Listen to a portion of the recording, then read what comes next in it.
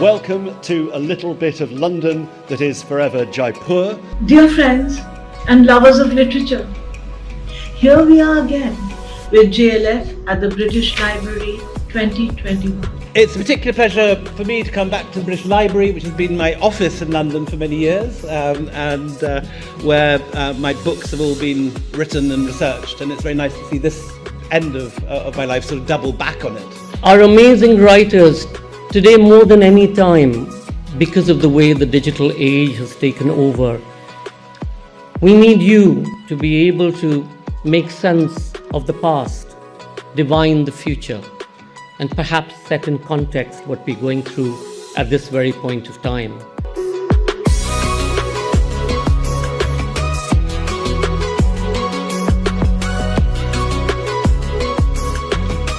Do you feel that Britain and India can best intersect culturally? Well, we've been intersecting for a long time. It's not that we will have to intersect.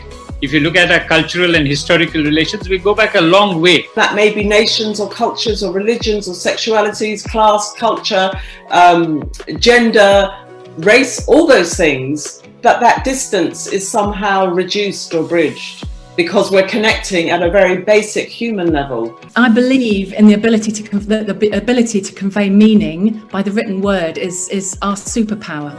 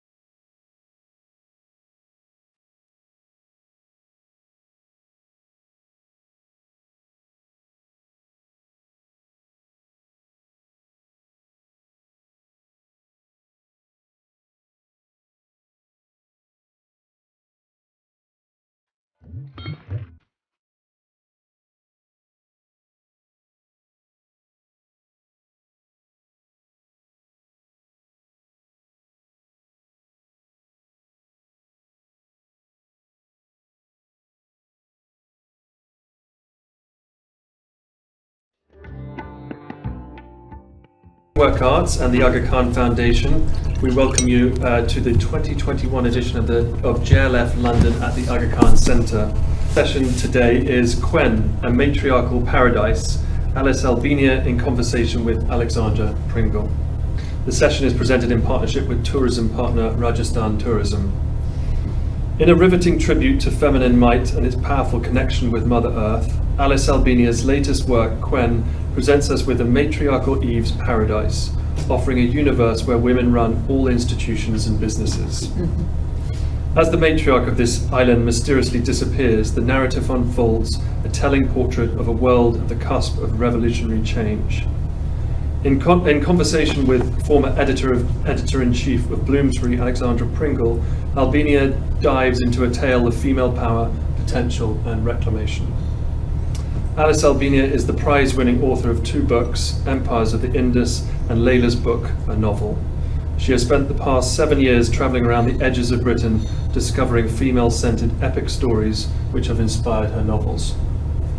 Alexandra Pringle was editor-in-chief of Bloomsbury for 20 years.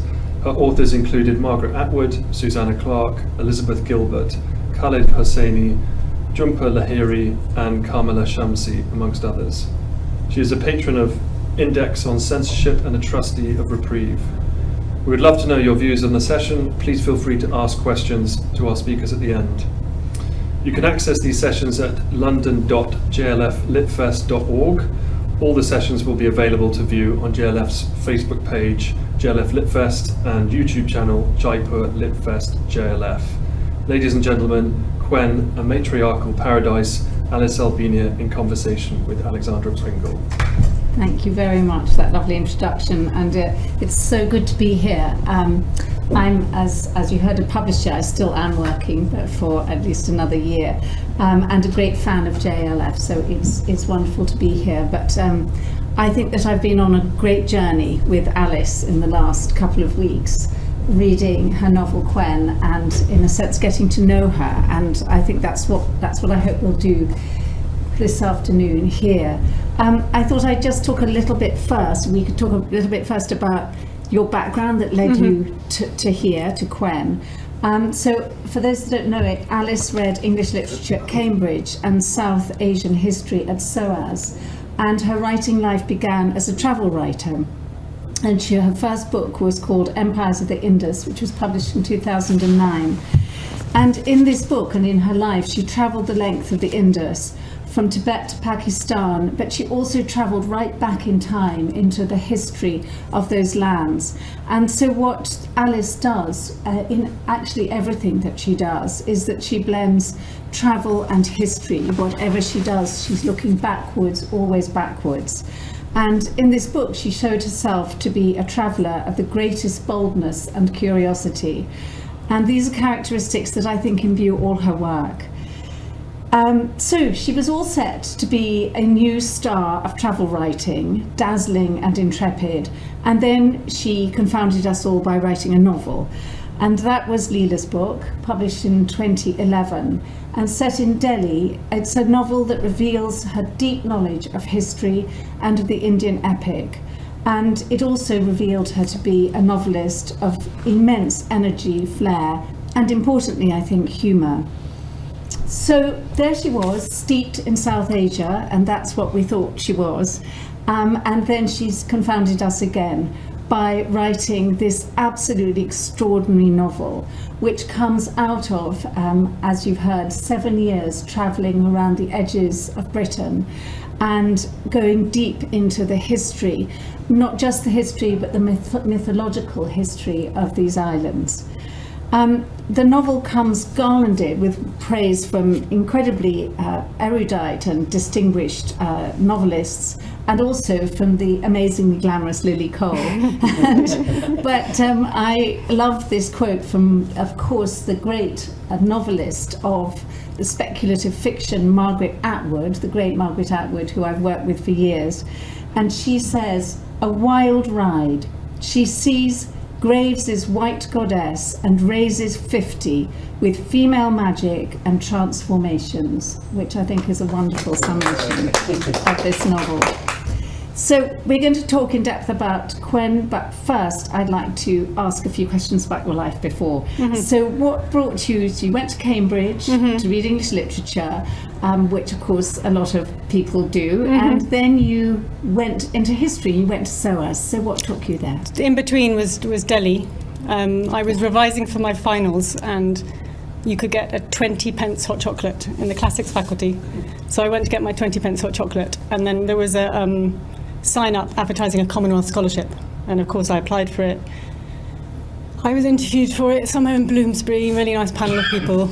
They said, off you go to Delhi. They gave me a 2-year student visa from the Indian High Commission. No answer from India all this time, nothing.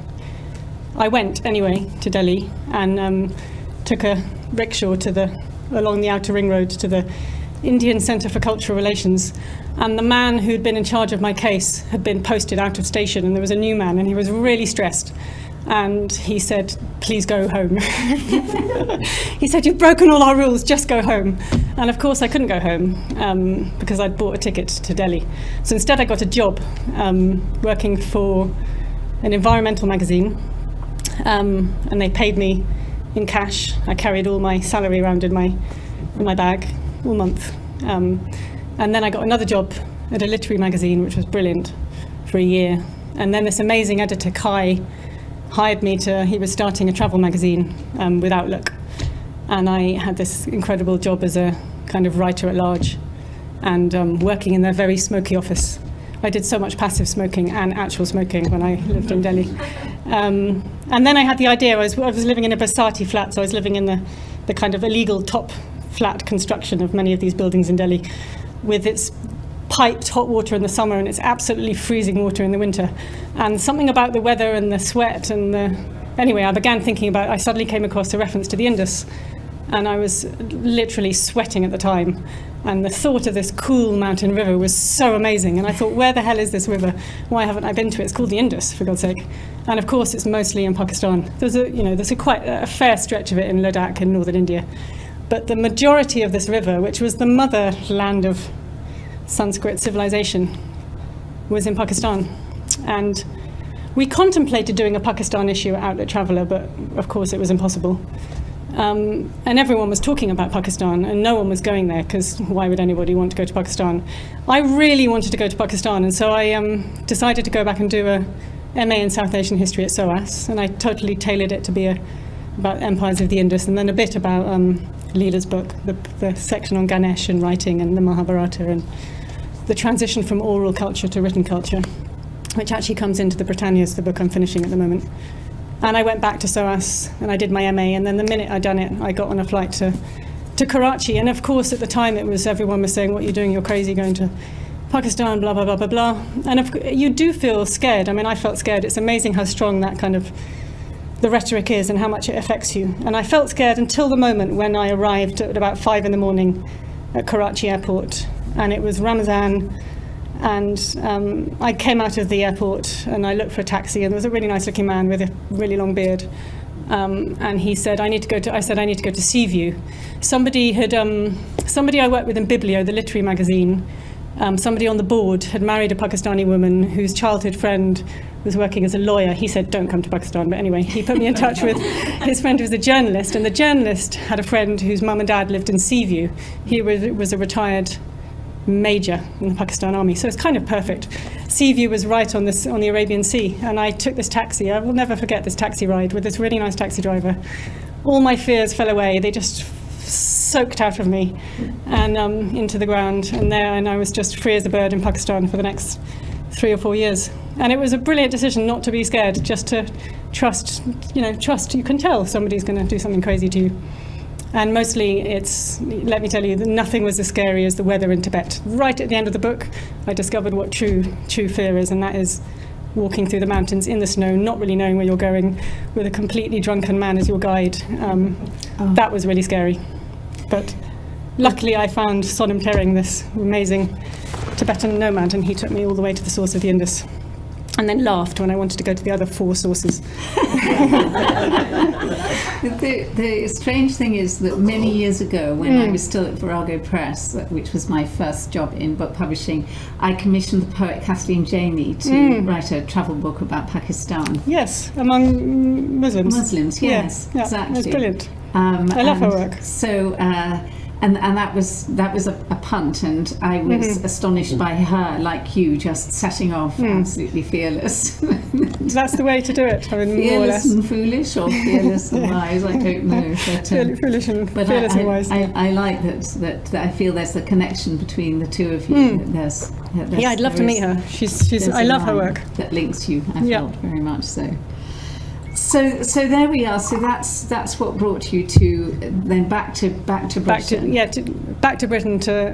I thought I was writing a history book. I did my dissertation at SOAS on British colonial kind of the reason Britain took the Indus and created their army of the Indus, and then went into Afghanistan and then tried to make something of this river. All the engineers were so perplexed because they were kind of modelling they had this big plan to turn the Indus into this trade river. They were going to put boats on it going up and down, and they quickly there were amazing perplexed reports by British engineers saying it just keeps changing course. This river just won't stand still. We think it's here and then it's there. And in Sindhi it's called Purali, which means kind of capricious. It's a very capricious river. It doesn't do what you think it's going to do. So they gave up on the idea of navigation, and they went into they discovered that they could green the desert, so then irrigation. And that was the point I'd got to in my research at SOAS, and I thought it was going to be a history book. And then the minute I got to Pakistan, and this was such a good lesson for every other thing I'll ever write my whole life, people told me what they thought of the river, and they said most people said, what Indus? I said, the mighty Indus. And they said, what? And of course the river had been dammed and dammed and dammed by Britain first and then by Pakistan.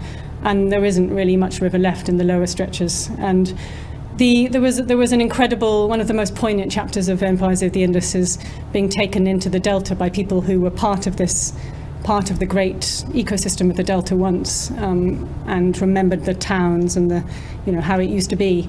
And of course, because it was a kind of nomadic, the river is changing course all the time, and it's a nomadic people who inhabit the delta, and governments hate that kind of thing. You can't tax people, so they didn't really care about the ecosystem of the delta, and it was, a lot of it was lost. So at that point, the book became a book of contemporary ecology, lament for this river, reverence for its greatness. It was really amazing writing about a river. I would recommend it to anybody. And now we turn to an island, we turn to Cwen. And so I would like you to describe who and what Cwen is, and maybe read just from the beginning of your book. Yeah. So I was in Tibet for the end of Empires of the Indus, and which is also the beginning of Leela's book, because the Mahabharata is written down on the slopes of this holy mountain, Mount Kailash, north of which the Indus rises. And I had this sense that I needed to, I don't know why I had this sense, but I had a sense that I needed to come back and write some books about Britain, which is where I'm from. And I told myself I had to do this. And so I did. I came back to Britain. And then I discovered British history, and it's so incredible, and I'm so glad I did it, because it was amazing going on this journey. I never thought I would find the things I found. And I'm just in the middle of it now. Cwen is the first bit of it, and then the Britannias is its twin. And I began this work. I looked for a long time at a map of the British Isles, thinking, where is the kind of organising, where's my Indus? And eventually I saw the islands around the outside of Britain. And that was a wonderful moment. I thought, right, this is, a river organises a place like Pakistan, and islands are what we are, we're British people. And I began researching the Britannias. And I wrote a very nice book proposal and blah, blah, blah, beginning in the Neolithic, ending in Westminster, which was an island until the 17th century. Started researching, visiting these islands, and after about a year or so, I suddenly had a crisis. I looked back at what I'd written, I looked back at what I'd read, and I realized that it was just, there were men all the way through it. I was practically the only woman. There were, Druid priests, and then there were Roman soldiers, and then there were Christian monks, and it just goes, then there were Vikings, and it just goes on and on like that. And then I looked at who I'd been meeting, and when I went to these actual same islands, I just seemed to have been meeting men all the time. And luckily I had a feminist cousin, and I said to her, what the hell's going on in my life? She said, Alice, welcome to the world. But that wasn't, I thought, no, there has to be. Luckily, I'd written Empires of the Indus, and there was a chapter in Empires of the Indus towards the end, which is about the Ladakh, the northern part of the river, which, as it flows through India, the northern part of India. And I got there almost at the end, just before the Tibetan section, so it was the kind of penultimate bit of research I was doing. And I'd been reading in these ancient Greek texts and ancient Sanskrit texts about this land of women in the north. It was said that somewhere in the north, in the mountains, if men go there, they get turned to stone, and the women rule. And there were all these different iterations and reiterations of this idea. And then I got to Ladakh and further on to Tibet. And sure enough, it was really a land of women. Totally different social organisation to everywhere I'd been in the Indus Valley until then.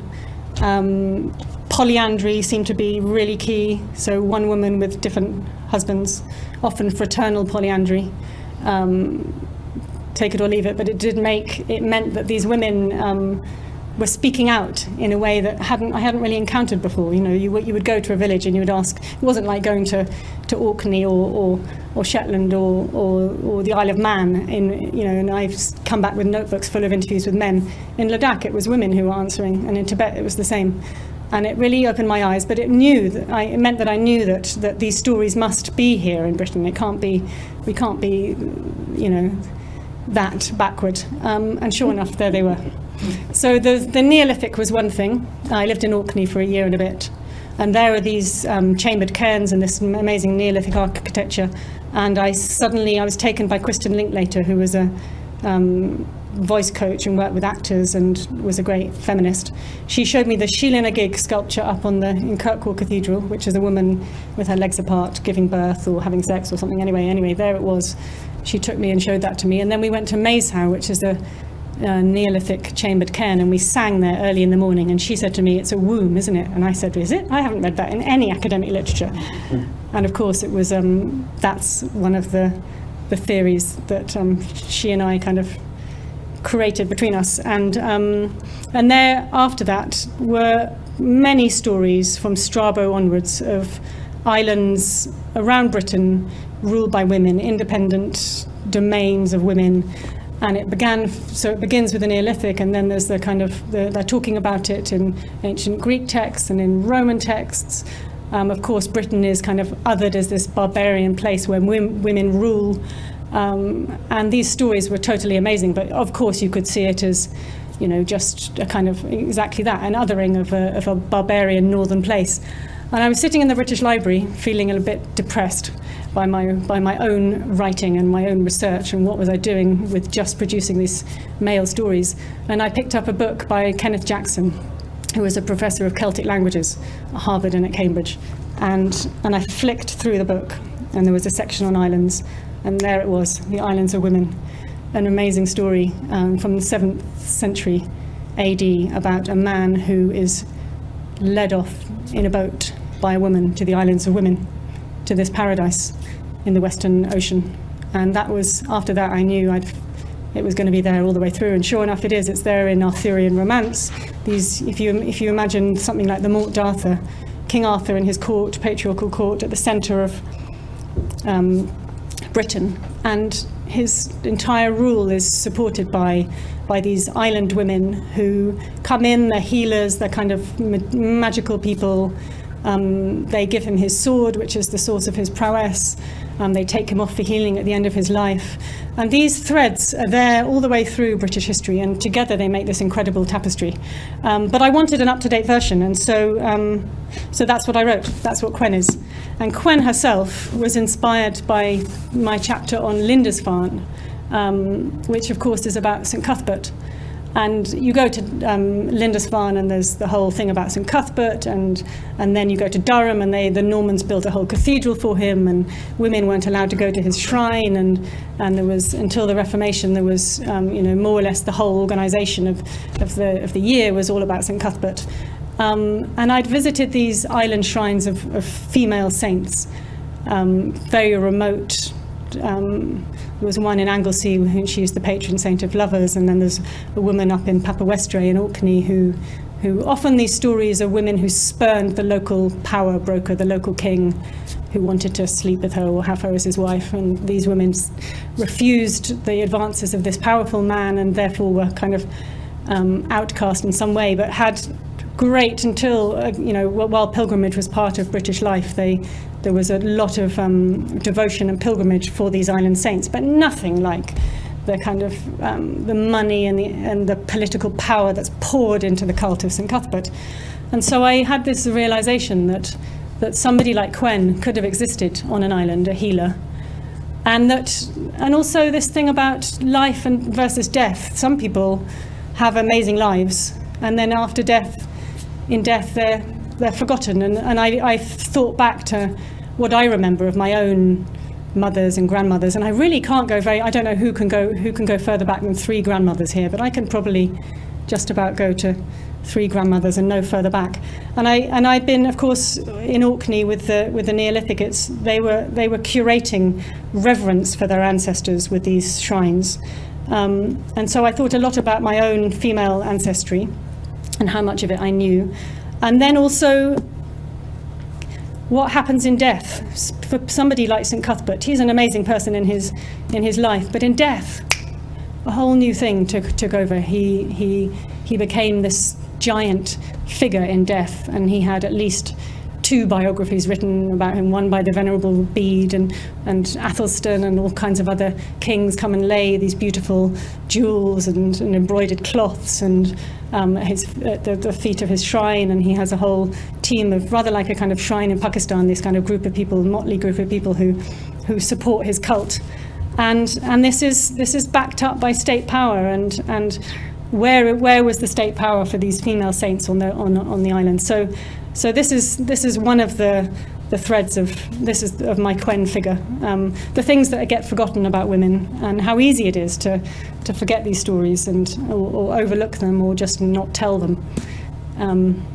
So that's part of the fabric of Cwen. Shall I read from the beginning? Please, yeah. So Cwen is a word from Old English meaning woman and wife and female ruler of a state. And it is a fact that English is one of the few, or indeed the only Indo-European language in which the word for queen is not derived from the male word for a ruler. It's its own independent word. And I didn't know that until I began researching this book. I think it probably should be on the national curriculum, but anyway. So this is from the beginning of the book. Cwen is a thing with a womb and 2 breasts, a brain and 2 far-seeing eyes, a clever nose and nimble fingers. The clouds are her children, and the waves, and the shells which the waves spit onto the sand. The islanders opposite, they are her children too, and the sheep up on her island's high bank, and her chickens down by the shore. The birds crouch under her stroking hand. She raised them from chicks. Now, if they have a mother, it is her. There were people here before her, she knows that, for they left a cairn on the hillside, just up from the shore. An ancient mound, grass-covered. It is 3 paces from her spring, bigger than her hut, and shaped like a breast, or a belly full of child. There is a large stone blocking the way in. Cwen sits there in the early morning, her back against the stone, her body full of spring water, as she waits for the islanders opposite to arrive in their boats with their offerings of grain and slices of dried meat, and their questions, all quite predictable, about their harvests and wombs, their neighbours and the gods. In winter, the stone receives the glare of the rising sun. In summer, when the sun rays touch the top of the mound, Cwen sits up there instead, looking out over the other islands, all 12 of them. In this way, she bathes in gold. Inside the cairn are the histories that remain to guard this island, her spring and her. Every morning, every evening, she stands on the cliff and looks down at the tide, how the sea rustles in and is sucked back out. Twice a month, when moon is at its thinnest and its fullest, its birth and its death, the bay below her cliff empties completely of water, and on those days she walks right out in her long dress and leather boots to ease sea creatures from the sand. She calls herself Cwen, and Cwen is what the island will be called after she is gone, after her bones and her hair have been dispersed to the sea, and her thoughts to the winds, and the sea creatures whose relatives she ate are eating her. Cwen, call the tides. Cwen, say the bubbles of her spring. Cwen, says the moon, as the sea aligns and realigns her island's bounds. Thank you.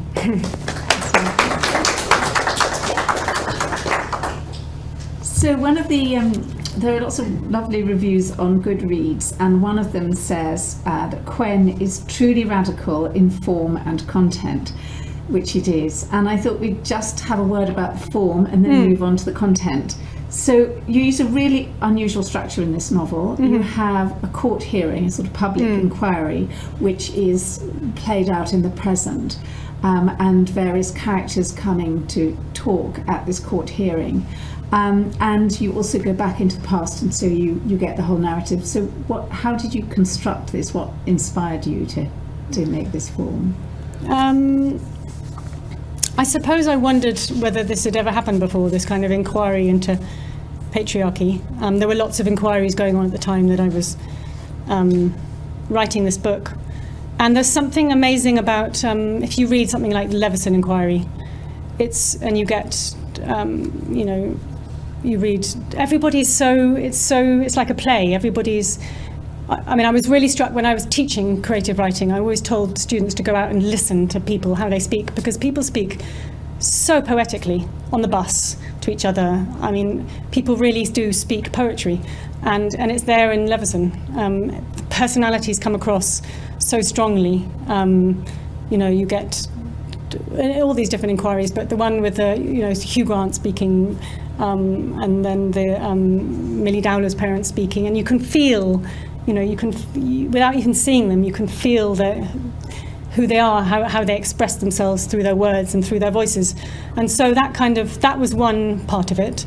And then I also wanted it to be, I was really interested in epic and epic forms and really early, I've always been interested in that. So that's what Leela's book is really about, is the movement from communally authored texts to the moment where you write things down and you get an author. I loved, I suppose, being a writer and being on your own and just being with your own wits. Something about communities doing things together is just so enticing and wonderful and gives a warm feeling. Community is just amazing. And people doing things together. I love doing things. I love doing this kind of work, but with other people. And I wanted it to kind of be kind of choric in its feeling, a chorus.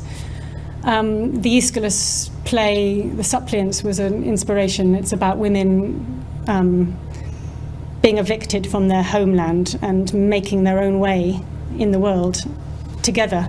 And it's the only Greek tragedy which has the chorus. The chorus is the protagonist. So that was another thing I was thinking about. And I wanted these voices to I wanted people to speak in this inquiry form. It's also interesting what people say in public, how they speak in public in comparison to how you speak in private or to yourself. So all these different ways of speaking and expressing yourself. And the voice, I really mind about how people speak to each other. And I think there's something metaphysical about that. It's your voice, my voice right now is being made within me, but it's coming out and you're all feeling that voice. So yeah, voices, I suppose. Voices speaking singly and voices speaking together, and how powerful it can be speaking together. The other big inspiration for this novel was The Argonauts, which I read with my babe in arms, and it was just amazing reading that book. Feeling, I think, the kind of female solidarity. I'd never really felt it so viscerally, the wonderful, joyous sense of female solidarity. And also she has a great line about someone blushing. I used to really mind that I blushed so much. And then she has this line about going to hear her supervisor at whatever college she was at in America and watching this woman stride on stage in her leathers, open her mouth to speak, and this blush suffusing her. And all of these students sitting there and thinking, she's amazing. And I was so pleased to read that. I'm probably blushing now, but I just can't feel it anymore. It's just... Not that we can see. No. The thing of the female community reminded me of actually an amazing television series. I don't know if you saw it, called Godless. No, I must go and see it. It's just wonderful. It's an American Western, but it's about a mining town in America where all the men die in a mining accident. And so it's an entirely female community. Right. And these two men ride into the community, and it's beautiful. It's I'm going to go watch it tonight. Really inspirational series. I recommend But that's often the case with islands, is that the men go away, whaling or fishing or being Vikings. And the women are often left on these islands coping, and really well, not often. So yes, it's probably Godless is there on all these islands. That's what this is about, actually. It's very similar in an entirely different environment. So we have the chorus of women's voices, and I'd like to go into some of the characters. There's so many that if we were to go into all of them, we'd be here for hours. But at the very centre of this novel is someone who is no longer there because she has disappeared in a boat, and this is not a spoiler. So she's presumed dead, and I love her. She's called Eva. And what is, to me, extremely interesting is that she is really a second generation feminist. She's my generation, so the feminists of the 70s and 80s. And she is an entirely recognisable person to me. I feel I really know her. And yet she has reached now into the future, into what I suppose is really a fifth generation of feminism. And what is so interesting to me is that at the moment, the fourth generation of feminism is pretty roundly rejecting the second generation feminists. I mean, just one example of that is Germaine Greer, and what has happened to her in the media, how people feel about her, but there are many others. But Eva she's a matriarch, she's a leader, she's incredibly inspiring, and yet she, like other characters later on, she marries. She's a radical person, and she marries a pretty awful Tory MP, and so she marries into a sort of British upper class life. And she comes from a North London Jewish background, very liberal. She has a wonderful father. So sort of who is she? How did she appear to you, and why did she marry this man? I mean, I think it's a really common story, especially if you're brought up in a liberal way. You don't expect to encounter the kind of ingrained sexism in society, and it's right there, and I feel like it runs. You can touch it everywhere, but maybe she was taken unawares, and I think it's a really, really common tale, and I wanted to tell the story of her freeing up of herself, because it's so important to, the narrative doesn't end there. It's just the beginning, and so she was the beginning, but I had the idea of her gathering all these women to her, which is what she does, and doing it kind of secretly, because what's the point of telling anyone you're having a revolution? It will just be stopped. So just do it. And of course, the status quo is a very useful thing to think about, because the status quo was a revolution in its own time, a long time ago. I mean, probably that was the great thing about studying British history for the Britannias, was realizing that it wasn't always like this. There was the Neolithic, and then there was Boudica, and then something happened to change that. And that was a process, and it had its own energy, and it had its own input, and it had its own funding from Rome mostly, but also it was something that happened, and it happened to us, and if it happened to us, then we can unhappen it. We can make something else happen, and that was a real inspiration. And so between them, the Neolithic, Eva, and looking back to through the eyes of Tacitus and other people to female leadership in Britain, that was really what's going on with this character. And I was very struck when Alice, who's another extremely important character, says that when she met her husband, who's called Harry Harcourt Vane, MP, and it says she was exuberant and free when she met him, and he sucked it all out of her like meat from a whelk, which is so chilling. But what is so wonderful is watching how she gathers her power. But it seems to me it's rooted in place as well. So the women, many of the women in your book are seeking romantic love. That so many women, we all do. We start off and we think romantic love is going to be the centre of your life. But I also was struck by when she's taken to their family house in this sort of far-flung place in Britain. She falls in love with the house and the landscape. Was that part of her process, do you think? And also, but she has to kind of relinquish some hold over some of those things, and then find her own place in this island, her own way through it. And I think place is really important, and islands.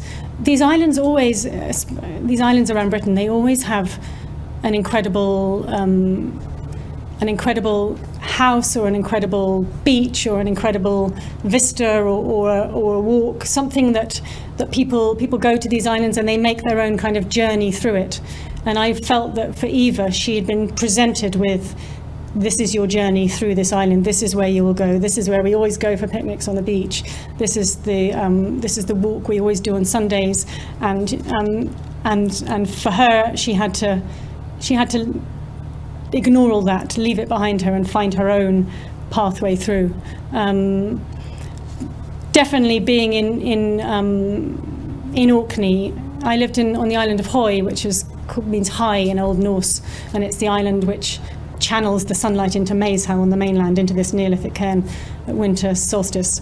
And finding my kind of own way through Orkney was that's part of what I'm giving to Eva. There's one way of looking at something, and then you go again and you look at it a different way.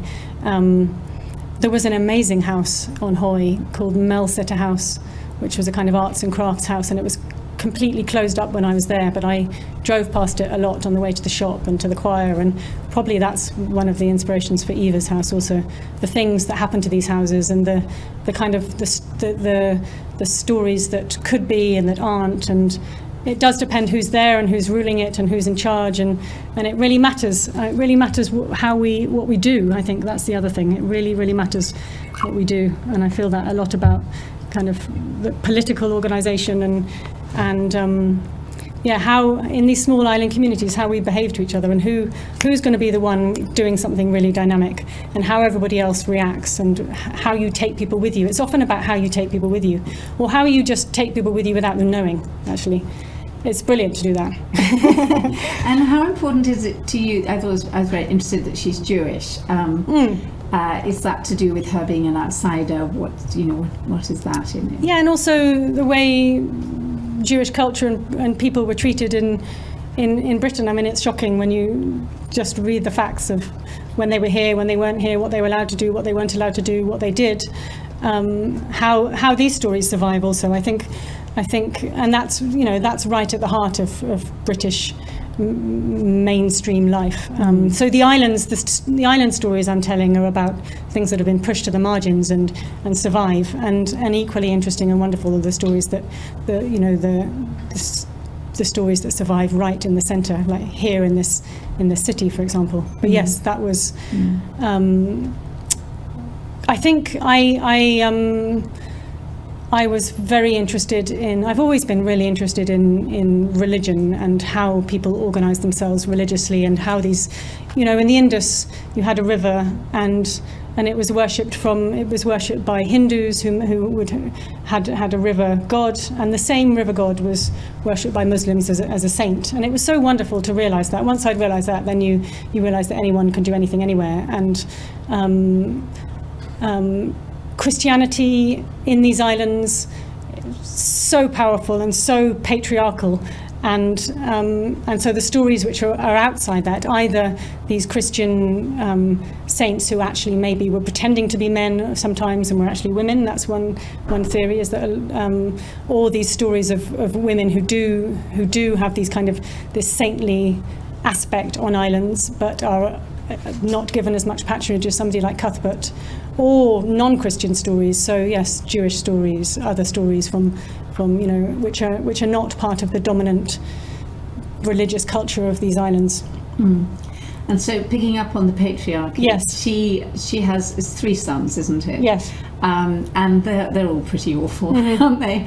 And in fact, that reminded me a lot of, there's a Vita Sackville-West novel called All Passion Spent, which is wonderful. And it begins with an old woman and she's probably younger than me, but I read this many years ago in my Virago days, and her husband dies, so she's a widow, and she has these terrible sons, and she lives in Knightsbridge, and they all start bossing her about, and she just disappears, and she goes and buys a cottage in Hampstead, and becomes a friend of the plumber and the carpenter and so on, and they have no idea what's happened to their mother. And I felt Eva, it was such a That's amazing. I'm going to read it. You must. It's a wonderful book. Written in Sussex, presumably, was it?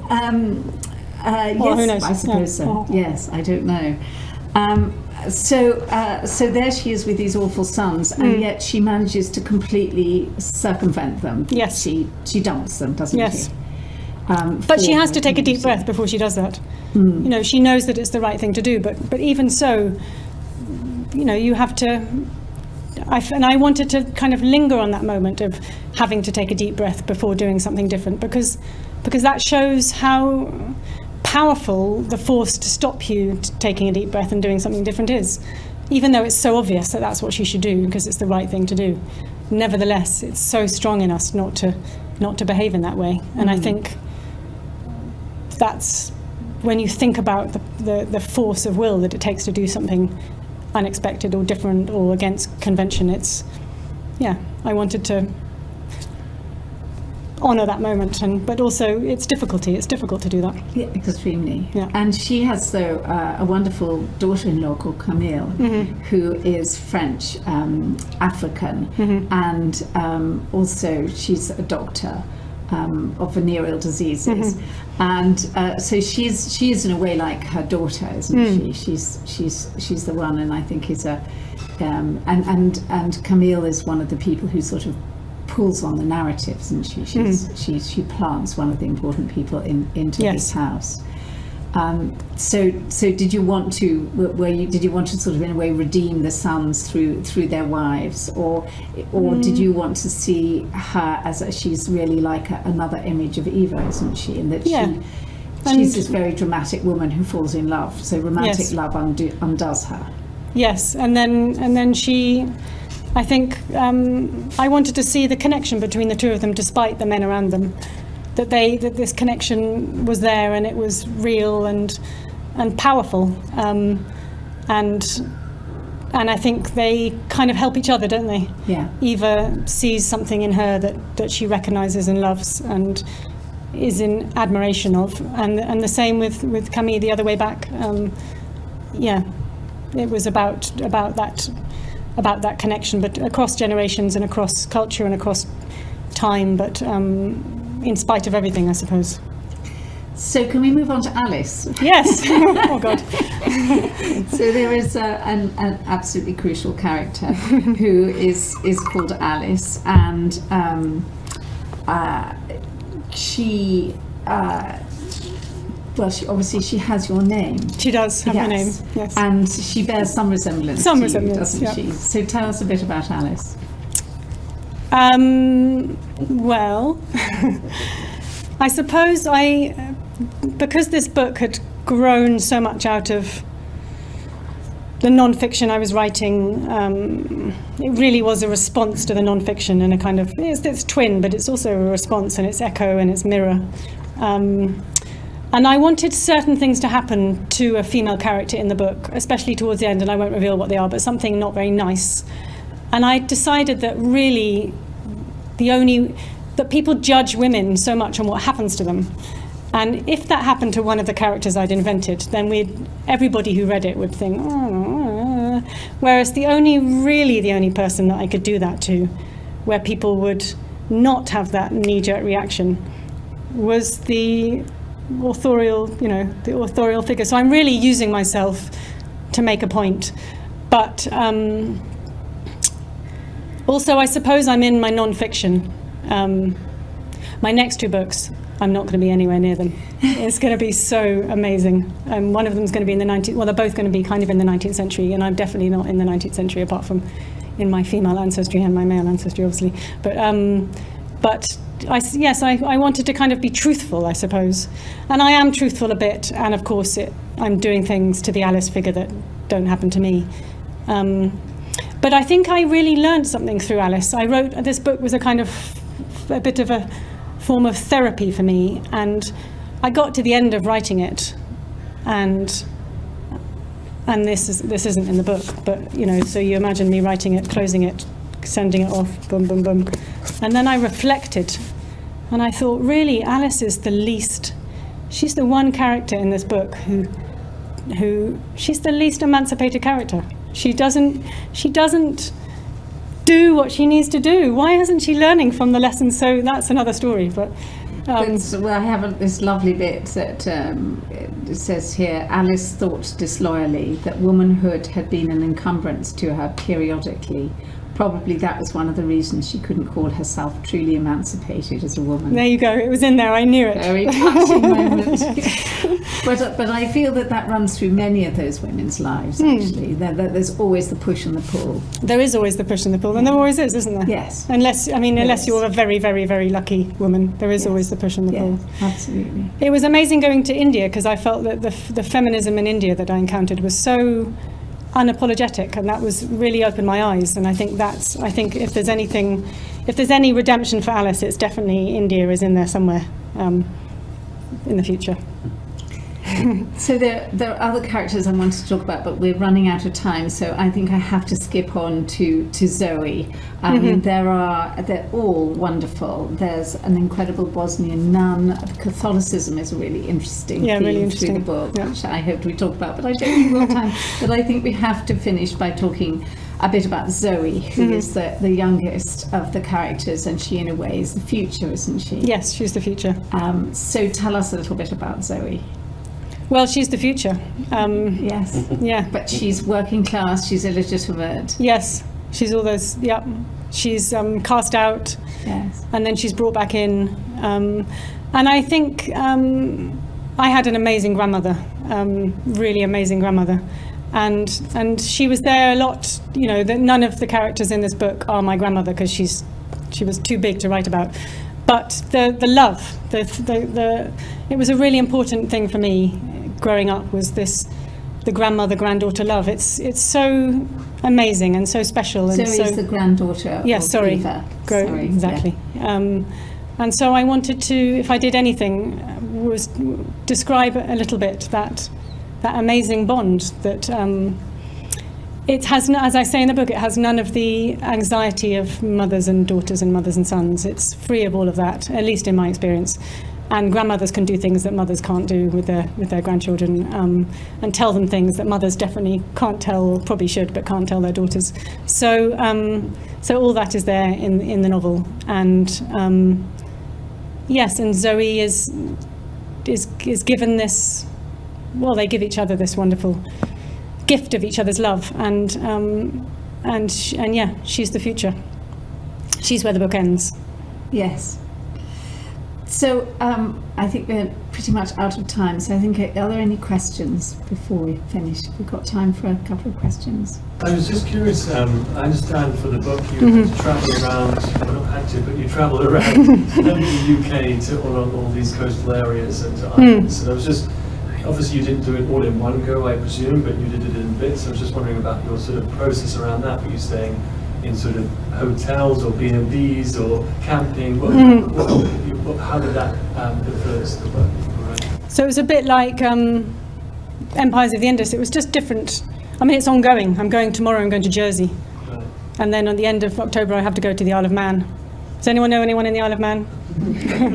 I know, it's a very interesting, strange island, the Isle of Man. So well named also. So I lived in Orkney. I really wanted to do something. I wanted to do the most radical thing that I could, given the constraints that I had, which were quite enormous in terms of having two small children. I couldn't really take them to traveling with me in Pakistan or to the source of the Indus in Tibet. So I thought, well, we can at least move somewhere together. And so I decided to move to Orkney. Orkney is a great place to move to. Of all the islands around Britain, it's such an easy place to, everyone moves to Orkney. You will all move to Orkney at some point in your lives, I'm sure. So I moved to Orkney, and I got a job, various jobs. The worst one was working in a hotel as a chambermaid, 5 weeks. Eye-opening experience. And I taught creative writing, and I was a firefighter. That was brilliant also. I put out one fire. A kitchen fire. Never leave anything charging in your kitchen and go off to the pub. Your kitchen will burn down. So I lived in Orkney, and then I encountered the other islands in different ways. Anglesey, I walked around Anglesey with two friends, and Lindisfarne, I walked to Lindisfarne. I get very, very seasick, but nevertheless I got on a sailing boat from Oban and went past Isla and then off to St Kilda. That was a real labour of love. And then Jersey, I'm going tomorrow, so it's the spring equinox. and La Hugby, which is this chambered cairn in Jersey, receives the rising sun, the sunlight, the rising sun on equinox. So I'm going there tomorrow. Wow. Yeah, it was closed off for centuries and centuries, and then they opened it up not long ago. And it was a chapel. I think it was a 17th century chapel. And when Jersey was occupied by Nazi Germany during the war, it had a bunker put on top of it. So it's really a really interesting monument. So it's all ongoing. Just depending on each chapter, I wanted to be like a little kind of mini book, have its own feeling, and I still have to finish the Westminster chapter, which will be very watery and maybe all take place on a boat. We'll see. So I am very fascinated to hear experience around Indus River in Pakistani India, since I am from Pakistan, and you mentioned some feminist movements in India which really inspired you to look at some aspects. So also you worked on the island as an example of how Mother Nature and how women are so connected to nature. So did you come across any example in Pakistan particularly that you could see or you could reflect as women close to the nature or river, or how its relation could be presented as an example to address the global challenges of environment or nature or something like that, or even from your experience from studying women in Ireland? So if you could tell me about that, please.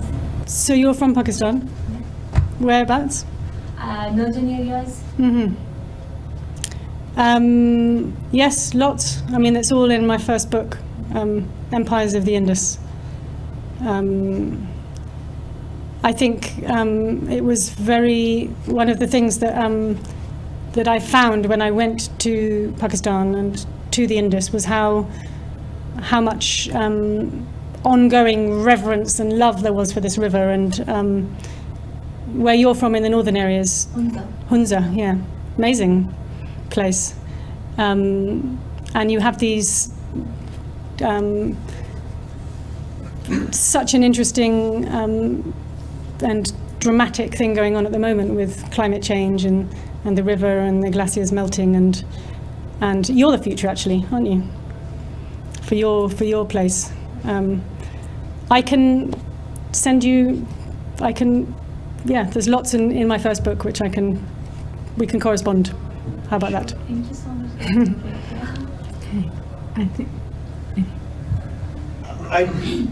It was new to me, this idea that ancient Britain was this matriarchal place. The idea that Boadicea was not an outlier, but was the Roman saw us as this big sort of matriarchal. Could you expand on that? I mean, is that a real thing? Is that actually? I think it's a real thing. Yeah, I think it's a real thing. Well, there were other female leaders also. There were some.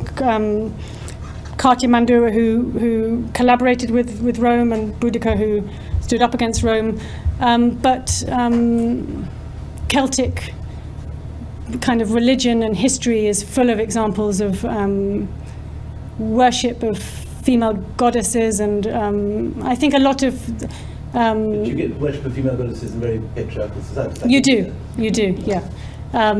But I think the really interesting thing about this constant theme that runs from, I think the first written testimony is Strabo in 7 BC, and then there's Pomponius Mela, and then there's Tacitus, and these people, they're slightly echoing each other, but also they are maybe picking up on something that's actually real in history. Of course, the Romans, in particular, were seeing things in British culture that they were criticising and finding different from their own. There's an amazing story somebody tells of the ancient British delegation going to Rome, and I can't remember which Roman emperor it was. His wife happened to be there that day. And the description is of the the Britons all getting down on their knees and worshipping the wife, and then somebody saying, "Hold on, that's just the wife." Actually, I can't remember who wrote that. But no, there's lots and lots of different evidence, and it's really compelling in both the archaeology and the religion and the mysticism and the Roman report and the Greek report, and it does all add up, I think, to something real that was a different form of social organisation. And as I say, if I hadn't been to Ladakh and seen how it was in Ladakh and in Tibet, I probably wouldn't have noticed it. But it was the fact that there is, it isn't all as it is. If the world was all the same everywhere, then it would be fine. We could just sit here in this beautiful Aga Khan Centre and never go anywhere. But actually, it's so different, and it was so different, and it is so different. And that was the amazing thing to discover, that it happened. As I said, it happened to us. This change, I think. When does it end? What? When now. Do you believe in the future that you've set out? Yes, here? You completely. Absolutely believe that it's going to happen. I mean, it might not, but it perfectly well could. Good. Yeah. Okay. So on that note, I think we have to wrap up. Sorry, very, very quickly, because we're running over. Yeah. So my question is about how, like with Indus and everything, I also belong to northern Pakistan where the Indus just starts. So my question is regarding, how Indus is so meaningful, the kind of things you are talking about, literature, life, women movements and everything, and of course energy. But how can this experience be translated into policy making? Because Indus is about a battle for Pakistan and India. And if I have to do anything, if I, like my generation, how we know about Indus is these fights on the rivers that we fought with India, and the barrages we are building, the massive dams, destructions, mega projects we are doing. How is your experience of stories can be made, like how can we bring past to the present maybe? I think by going back to those stories and remembering those stories. I think a lot of this work is about remembering the things that aren't spoken of and aren't the stories that are forgotten or overlooked or suppressed, and it's about bringing those stories back. And I think that's what Alice does so brilliantly in this novel, in that it is something which, it's an incredibly rich novel, and it is very, very erudite, and it's also incredibly entertaining. It's a lot of fun, so I recommend it hugely to everyone. And let's say thank you very much to Alice for a wonderful event. Thank you, Alexandra.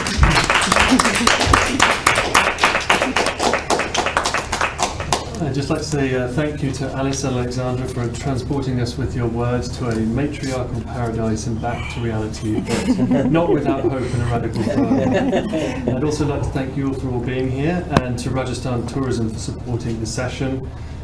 We thank our friends and supporters as always. JLF London at the British Library Virtual Festival will take place from 24th to 26th of September. Do register on JLF's website to view all the exciting sessions in store. Thank you.